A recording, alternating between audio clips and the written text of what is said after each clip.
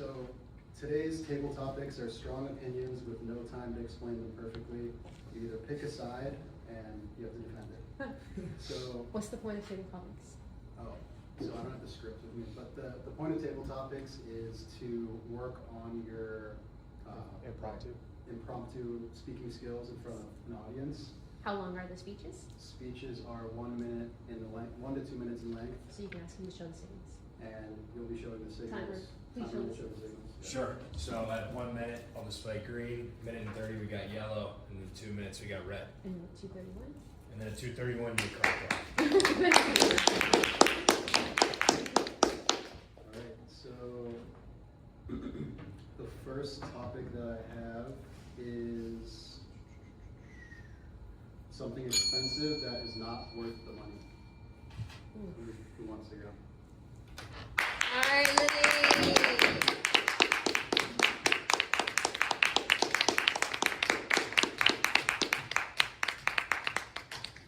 Thank you guys. Fellow Toastmasters, dear guests, what an energy today in our Toastmasters Club. We are speaking economy, we are speaking rational financial thinking. And I'll be honest with you, recently I had become very disillusioned with consumers and purchasing, not just expensive items. It doesn't sparkle joy anymore. I have 2 children, and what people get them? Material possessions. And what happens in my house? Clutter builds up. I pick something up, 3 more items are falling from top. New luxury is less things. Yeah. I want to thank you today for having less possessions, going to make your quality of life significantly better. You're in your wardrobe, there's nothing to wear because you don't even see the things. You have 5 beautiful items, you know which pair of jeans you're gonna take. Honestly, I wish I was younger and less burdened with certain practicalities of life, but I have lost my sparkle for purchasing expensive items. Thanks, back to you, Toastmaster Joe.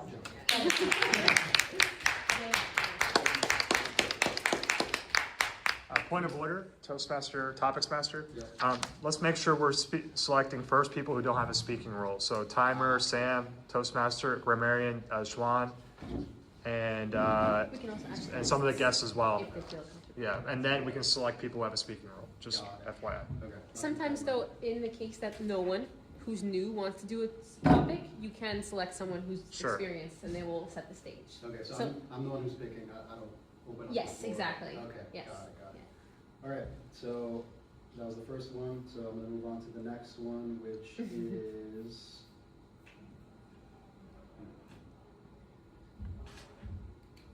a skill everybody should learn, but most don't. I'll pick, Galara? Galara. Let's go. Let's go, Galara!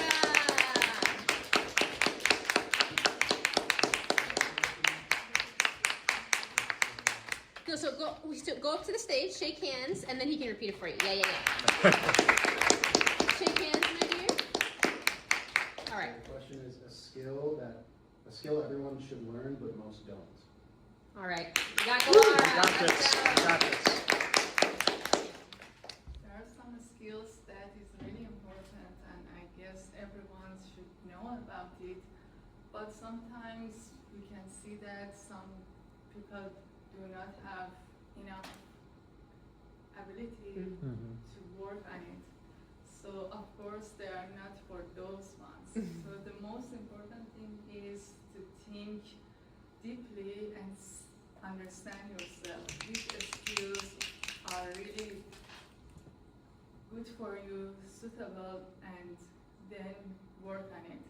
If it is not, it's good. You can try the other ones and see which ones are better than for you. And then you can help the other people in your skills and share your experience. For example, I tried it and I found it is not Mhm. match for me. So Yeah. Trial and error. I have this experience. I understood about it. I have learned a lot. So it's better you also don't use that. And meanwhile, you can learn about it with those that are good with it. So in this case, of course, you can be much more successful by considering your strength and your weakness. All right.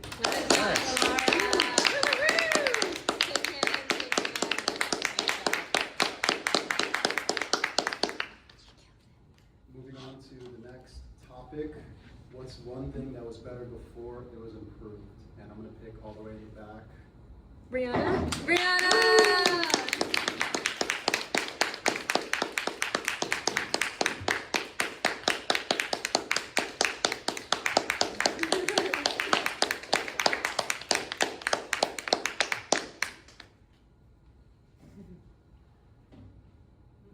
I have to think about this. Well, I think any type of technology was better before it was improved, especially the technology in cars. Because even though it might seem advanced, it makes the car cheaper to manufacture, and then it's not good quality also. And it's not something that should be in a car as well, since we want to keep away from having screens while driving. Sure, And sure. put the screens in our face, and then there's just a lot going on the road already. We don't need a whole bunch of stuff going on the screen in the car. And then also technology regarding like phones and cellular devices. There's just less phone, more screen, less phone. It has its purposes, but it's not used, I feel like, the way it should be for texting, calling, interacting with other people, and things of that nature. But now you're just making it a big screen that's specifically Apple products I'm referencing here. A big screen, very fragile, and not that good of quality anymore, it seems, with battery life, things of that nature. It's just not that good. Great job, All right. Brianna.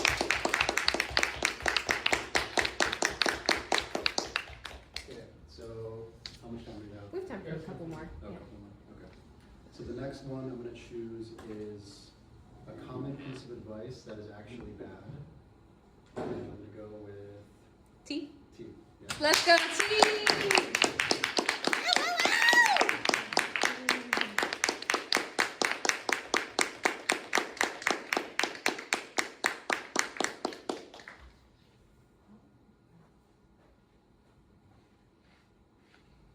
You can talk about anything if you don't. Yeah, pivot.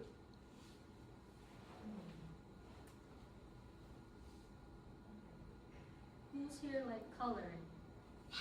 Okay, that's good. No, I never colored within the lines, so it wasn't for me.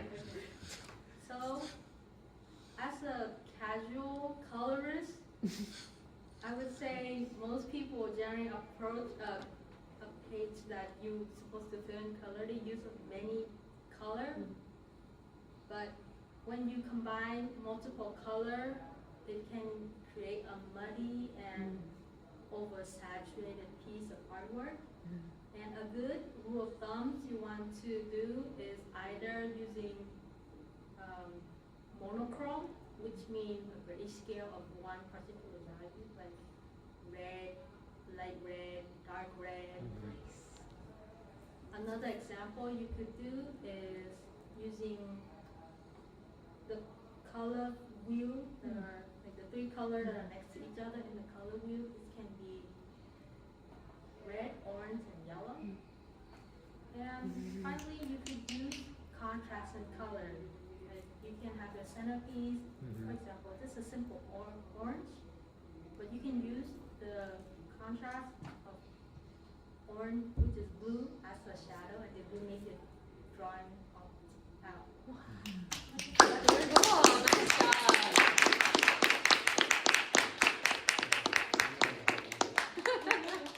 All right, so I'm gonna go with a little easier one this time.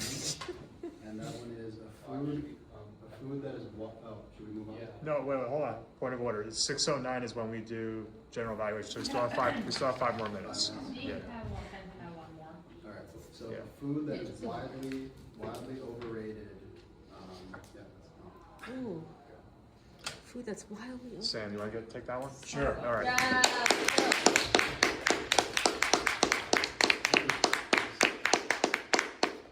Good evening, fellow Toastmasters and guests. Thank you for sharing your time with us tonight. One food that is super overrated is salad. Salad is super overrated, and I'm just gonna say it right now. I really do not like vegetables, period. I hate vegetables. But let's get back to the topic. Salad is overrated because the nutritional caloric density in salad, there's really not much there, and people just use it as an excuse to use dressing that is ultra processed, has a ton of bad stuff in it. Yeah. Are you telling me? Yeah.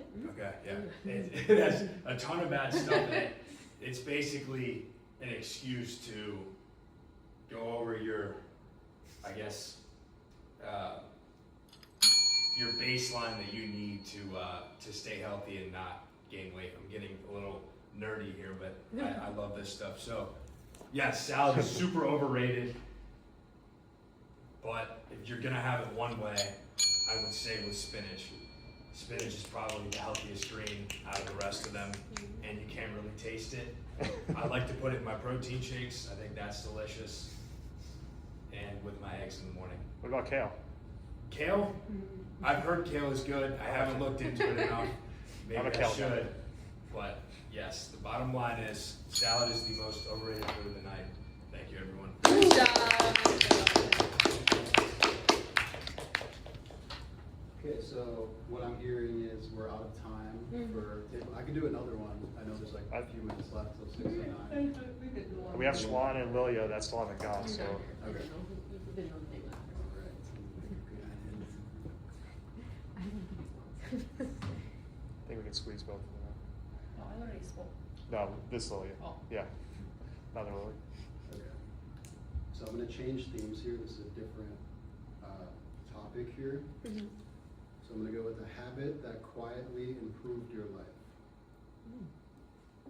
You want to do that one, Lilia? All right, Lilia.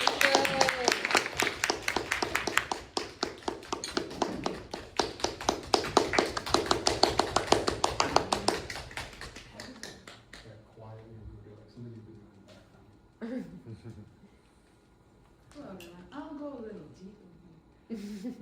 How about self-care, being gentle to yourself and not constantly judging yourself for the actions that you take, for the words that you said, for the decisions that you make, for the clothes you pick, for the food you choose, for the equipment you purchase, for the unnecessary time updating your iPhone.